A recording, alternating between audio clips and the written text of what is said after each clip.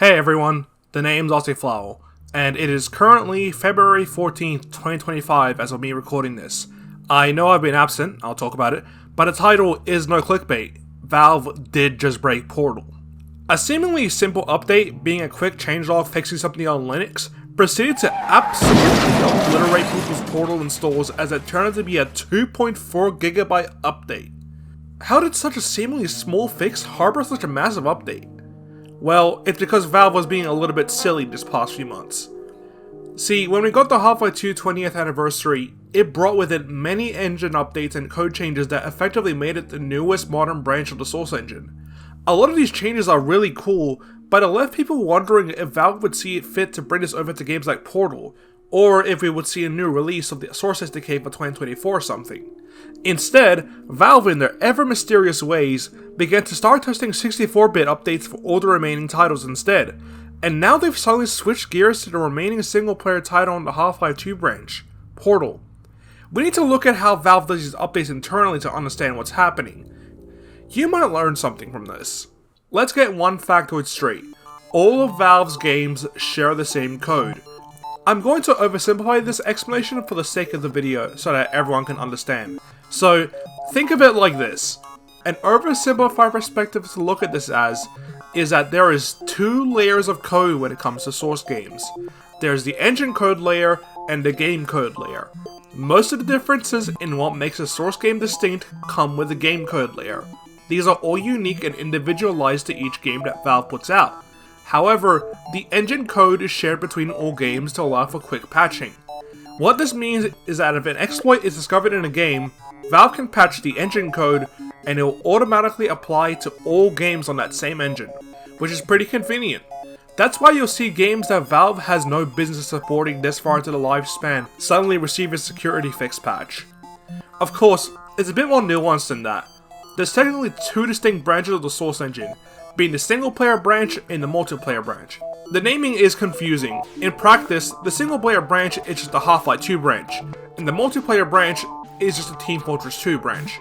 There's also the Portal 2 branch sitting in the corner looking at us weird, but that thing proceeded to mutate into CSGO and then metamorphose into Source 2. When TF2 got 64-bit and vScript, it meant those changes were now integrated into the multiplayer branch, and Valve could hypothetically push those changes to every multiplayer Source game. Now we've seen mysterious beta branches, only known as Frog, appear in all the games that utilize the multiplayer branch, and SteamDB was able to pick up that yes, all of these games are being tested for 64-bit support, including Half-Life 1 Deathmatch Source. I don't know, man, you tell me. The way Valve broke Portal is exactly through this. The Half-Life 2 20th anniversary update brought with it many changes that are really beneficial. However, if you apply these changes to another game without testing any of it, you get the current state of Portal 1 as of today's update.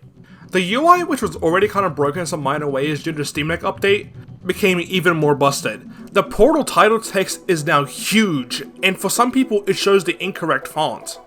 The console now outputs a check that is looking for Steam Workshop items. It would be pretty cool to see a Portal 1 workshop given it has a custom map system baked in already, but that's a topic for my next video wherein I discuss a hypothetical Portal 1 anniversary update. This doesn't mean that Portal 1 is gonna get the Steam Workshop enabled anytime soon. And I can say that with complete confidence, considering this check also happens in fucking Half-Life Source.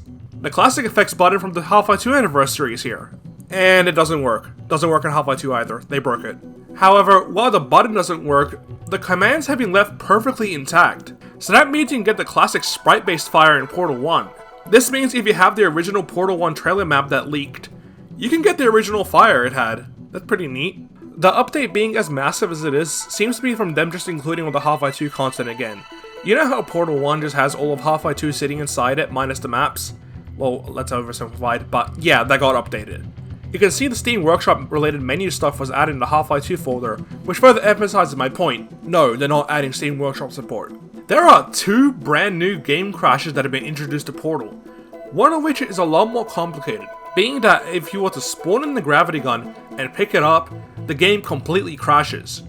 You can give yourself the gravity gun perfectly fine, but if you're playing a mod where you have to pick up the gravity gun, the game just dies. This is due to a quirk about Portal. The reason for the crash has been documented by my friend Kelsey. Portal modifies the gravity gun code for object holding related reasons. which also makes it extend off of a base weapon class for Portal 1.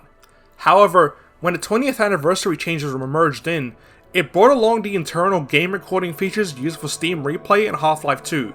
To oversimplify once more, when you pick up the gravity gun, it calls a function related to the game recording features regarding the base weapon class for Half-Life 2, as understandably, the code is written to assume that this would be the case. Because the gravity gun in Portal 1 instead extends off of the Portal base weapon class, this causes the code to freak out and crash the game. The second crash is simpler to explain. When the final map of the game, Escape 02, loads, the game just crashes.